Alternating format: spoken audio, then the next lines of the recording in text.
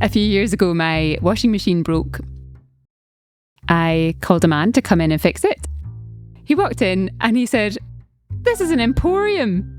And I loved it. I just loved it. It was my favourite compliment I've ever had.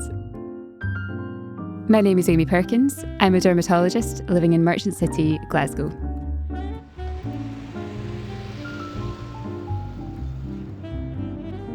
I've been living in the Merchant City for 3 years. I love living here because it's so vibrant. There's an amazing arts culture and so many amazing places to eat and drink. I will never forget walking into this flat for the first time because I didn't know exactly what I was looking for, but when I saw this flat, I realised that this was exactly what I was looking for because I wanted the high ceilings, I wanted the walls to be full of delights, I wanted the draping plants everywhere, and I just wanted it to be a big emporium. When I moved in, there was absolutely nothing on the walls, there were no shelves, and it was the most beautiful blank canvas I'd ever seen. I was so excited to get to work, and it took me a few months, but we got there. I put makeup on every single day. It's very unusual for me to go out without makeup on because it just makes me happy. I have absolutely nothing against people who don't wear makeup, but it's something that makes me feel like me. My favourite solo ritual is my skincare. I'm really into it, of course, with my job. It's part of my career. Putting on my sunscreen every single day is something I will always talk about. I am a classic girly girl. I've always loved makeup. I always loved dresses. I love high heels. I always love Barbies. And my favourite colour will probably always be pink.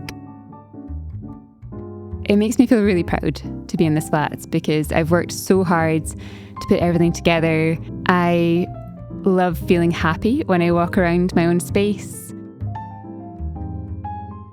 I love that it kind of breaks the rules of conventional interior design. The flat is over 2 floors. It's got a mezzanine level with the primary bedroom. There's a second bedroom at the back, which I primarily use as a piano room and as a little library for books. I also have a sofa bed in there, so whenever anyone comes to stay there, they can use it as a bedroom too.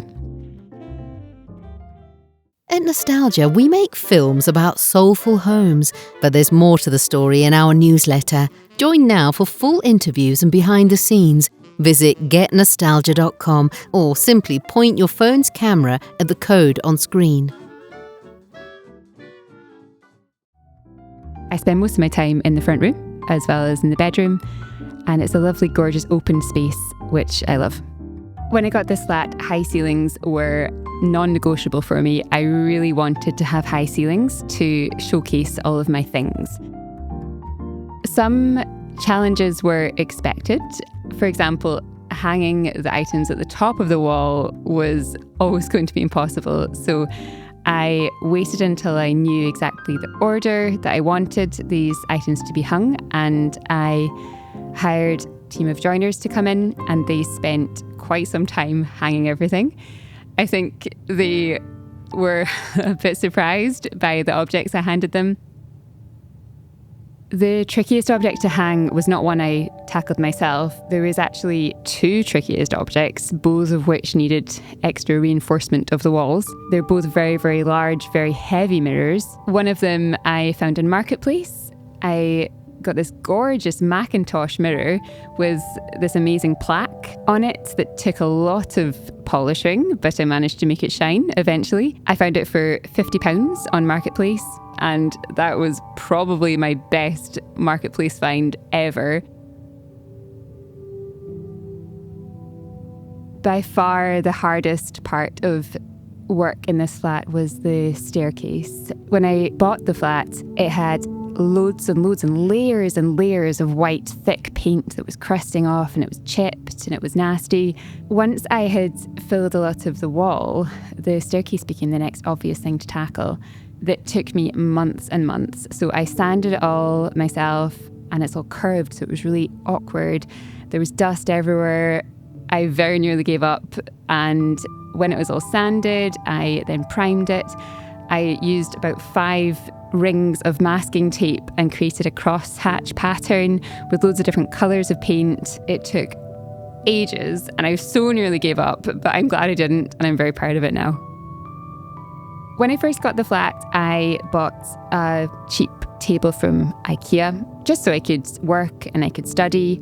I had an exam shortly after moving into the flat, so a table was an essential early on. However, after the exam, I thought, now I need to get something me. I need to get something that fits with the vibe. But I just couldn't find anything. I was looking everywhere. I was looking in charity shops. I was looking online. I was looking in every furniture shop I could find.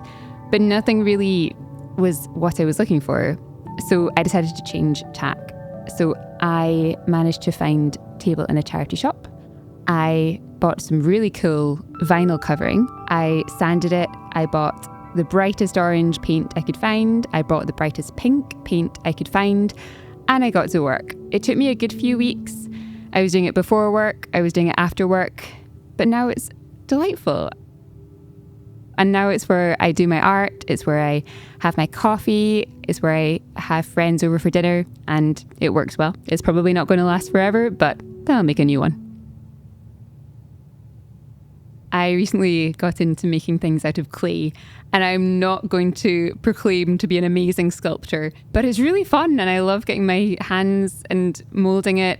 I can just make what I like, and I love frogs at the moment. I'm going through a bit of a frog phase. I've recently had an octopus phase, so it's really fun just to get my hands dirty and make a little frog. It does look a little bit like it's been run over, but that's okay. That's okay. I'll make a better one next time.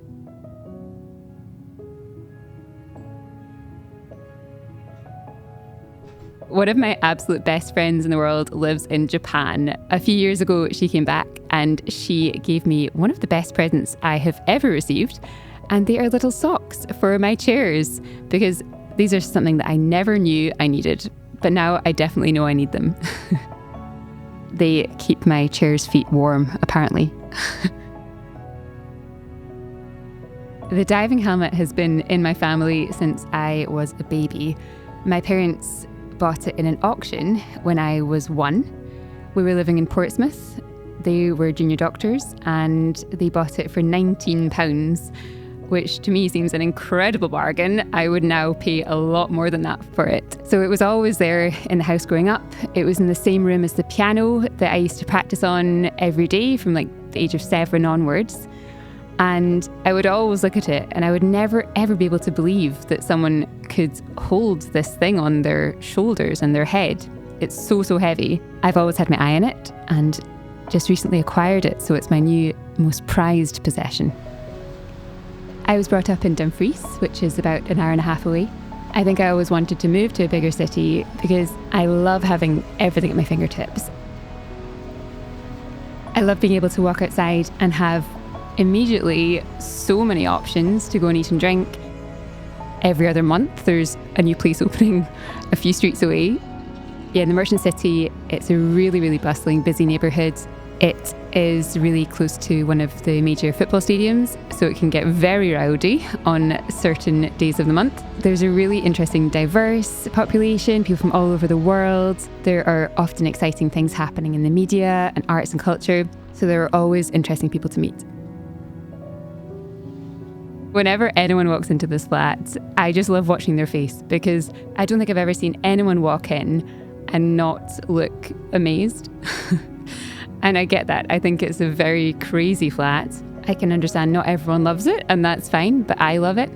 And I think my friends associate with me because I think I'm a bit mental sometimes, and I think I love on a very eclectic style of things, and everything I love I put on the wall, and that's the only rule. I just need to love it, and if I love it, it goes on the wall. I don't like when doors have no patterns, so I decided for all my doors I would give them some fun and quirky attitude. So I've got strawberries, I've got a cow print, I've got some cool bright pink and other tile-like covers, and they're definitely not boring anymore. The sofa was a very deliberate purchase. I had to find something that fit the dimensions of the room precisely. Of course, when I got the flat, I needed to wait about 2 or 3 months for it to arrive. There was a long period where I was either sitting at the table or lying on the floor. When the sofa arrived, that was the best relax ever. And it fits perfectly, and it's a great colour. It's a perfect backdrop for the rest of the space. Every time I see a pillow I like, I buy it. This means I have quite a lot. There is no rhyme or reason. They don't match, but that's why I love it. If I love it, it is here. I have a lot of crustacean, cephalopod, sea fish things. I didn't realise how many I had until recently, but I think it's because actually they're beautiful, they're gorgeous. I come from a scientific background. I love knowing all about the nature and the science behind how all these species work and how they differ to our own. But I just find it incredible that they're still so beautiful, and with beauty comes functionality, and I love to celebrate that. One of the things I'm quite proud of in this flat is that even though it can look really impressive, actually I haven't spent much money on each individual item. I think the most expensive item I've bought in here was about £25, with the exception of some larger furniture. I take great pride in sourcing things secondhand, charity shops, car boot sales, that sort of thing. I love giving things a second life and bringing them back from people's attics. The Lego mirror is one of my proudest creations. I inherited a very large mirror with a really bulky frame, which was perfect for what I had been looking for it. And one of my friends was having a clear out and said, "Hey, why don't you have this?" I managed to source some sticky back Lego board, and then I bought the cheapest Lego I could find. I bought 1,000 pieces, and about 950 pieces of Lego went on the board. It took ages, and I stuck them all on, and even to this day, often the Lego pieces fall off, so I often collect them, and then whenever I have time, I get some glue and I stick all the little bits of Lego back on. But it makes me so happy, and I've never seen a Lego mirror before. One of my favourite objects is a yellow plate that belonged to my great-grandmother. She actually worked in a laundrette in the Highlands of Scotland before she got married. And that was in my granny's attic and then my mum's attic for many, many years. Then when I got this place, I was raiding the attic, and now it's on my wall. It's not just a flat, it's an ever-evolving art project. People have always said, "Oh, are you not finished yet?" But to be honest, I don't think it'll ever be finished, purely because life is always happening. I will always find things that I love. My taste will always change. You know, I'm not someone that's going to take everything down and start again. I might just replace a few objects. But, you know, I'm sure I can still find some space on the wall. Granted, it's getting a bit harder to find space now, but, you know, there are a few spaces. I started playing the piano when I was 7 years old. I had a wonderful teacher who is still a very, very close family friend. The piano has always been a huge part of my life. I don't play it as much as I used to, because I used to play it huge amounts. I considered going professional at one time, and sometimes I regret that, and others I don't. When I sit down now and play, it gives me so much joy. One day I'd love to have a gorgeous big grand piano, but I think even I can admit I'm running out of space in this flat now. I don't think I'll live here forever, but I would love to hold on to it if I can. It holds so many good memories for me, and can you imagine taking all of this stuff down? I think I would really struggle. It does make me laugh thinking about the advert on the property website, though. I think that would be hilarious.